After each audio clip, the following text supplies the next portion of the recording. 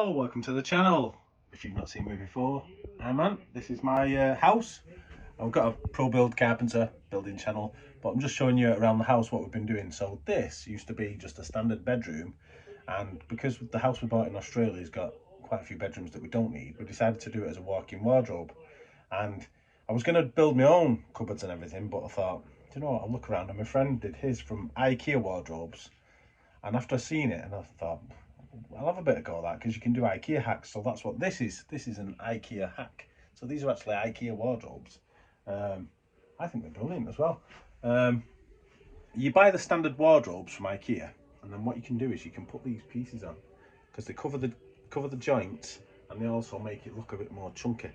So I mean, it's got everything you could want. It's got all the pull-out drawers, got all the pull-out stuff for your shoes and everything. Got the light. But we just love it, and for what we paid for this, we ended up paying something like $5,000. Look at that! It's like got the infinity mirror. Got that cheap in Australia as well. I think that was about $400, $500, something like that, or £250. But yeah, I mean, you'd pay an absolute fortune for this if you was doing it. It's got all your little racks. I think it was about $5,400 for all of it. I mean, if you go to a company like Kinsman, which is kind of like, who would they be, Magnet kind of thing in the UK, or, you know, one of the big companies that do it privately, they'd absolutely charge you an arm and a leg. But we've got all the storage, so that's my side. That's the witch's side. Got a little light there. Brilliant. If anyone's considering doing an Ikea wardrobe, I strongly suggest you go to Ikea and see what they've got. I mean, even look at the lighting. So, turn that one off. Got the remote control there. It's got all the lighting there. I like rocking horse shit to get hold of all the lights, so I did that one, put all the lights in. So I didn't want to have them in all of them, so I put like one there, one at the top, you know, just to space them out. They're actually on sensors as well. I think if you hold your hand in front of it long enough, they do actually go off, because those strip lights, they're designed for when you have the sliding wardrobe doors. So when you slide it, usually it'll go in front of the sensor and it'll turn it off. But we've got them on the little sensor there, right there. Oop. And you can actually control how high, how bright you want them. You can dim them down. Come on, dim. That's the lowest they'll go. You can brighten them up. Don't know if you can actually see that, but yeah, it did go brighter and dimmer. But we've gone for that, and then she wanted a pelmet as well at the top, because she wanted it to look like one of the rich, famous stars ones. So I just put a pelmet across the front there, and then these are called S-fold curtain rails that you need. Now, as a lad, I didn't know this, and what it is the actual hook eyelets on the top, they've got pieces of string that hold them all together, and when you pull it across, it spaces it. Now, out here, we've got what's going to be patio door, and we're going to have a bit of a Juliet balcony out there, but I can't look at that right now because she'll shout at me, Adam just perfect, you fucking made a mess of him. So I'm not allowed to move them at the minute, but really happy with it. I'll show you what with the top as well, because the wardrobes are so high. I decided to just put the covering on the top of them. Gives it a feature like it's all built in. Well, it is built in kind of, but not custom, just out of the box.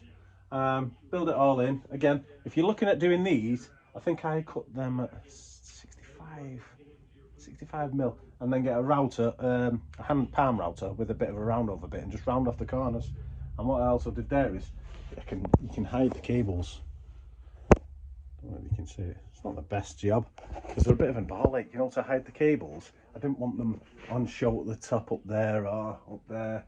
And what I did think about doing after I'd done it, maybe, so like you can see the cable there, router into the side of the shelf, but then you're going to weaken the shelf, so it's like, mind you, not going to weaken it that much, I suppose.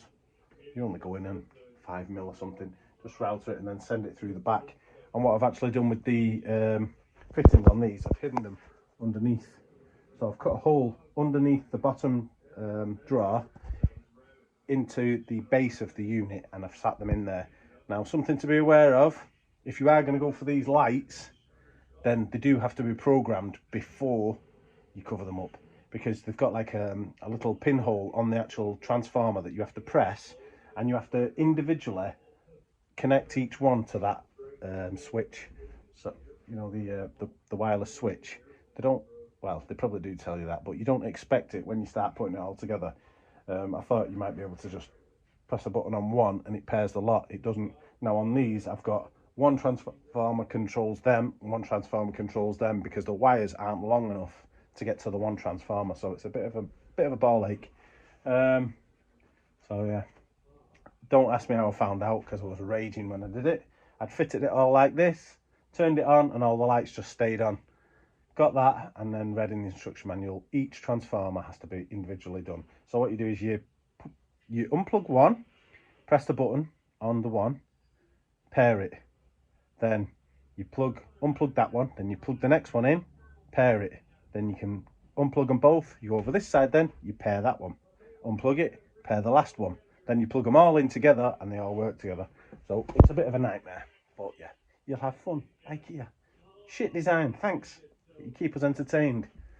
So the missus has done all the styling and everything. She went for like an archway, she likes the arches. Yeah, we're happy with it. So if you're thinking about doing a walk-in wardrobe or anything, if you've got a spare bedroom, Ikea. Don't spend fortunes on fly going around there, just wallop it. Anyway, don't go spending fortunes at magnet and all that kind of stuff, because no one really cares. As long as it looks the part, which it does, looks the bollocks. Looks the absolute nuts. So yeah, if anyone's wondering where we got our little seating thing, this is because I've got a bad back, you know, through the building industry like you do, so I can put my socks on. Yeah, but we love it. Anyway, we're getting there. I won't show you the rest of the house because it's not there yet, look. Ugh. Love building. Look at these joints on the ceiling, need to be sanded and everything. So yeah, we've got a couple of rooms finished. We're getting there. You know what it's like if you're a builder. Your house never gets finished. That's why the missus is always on my case. Get stuff done. So yeah, thanks for watching. Ikea hack wardrobes. They are good. For the price of them, nice and cheap. Don't waste your money. Just get something there. Go and like and subscribe. It's very appreciated. Thanks for watching. See you on the next one.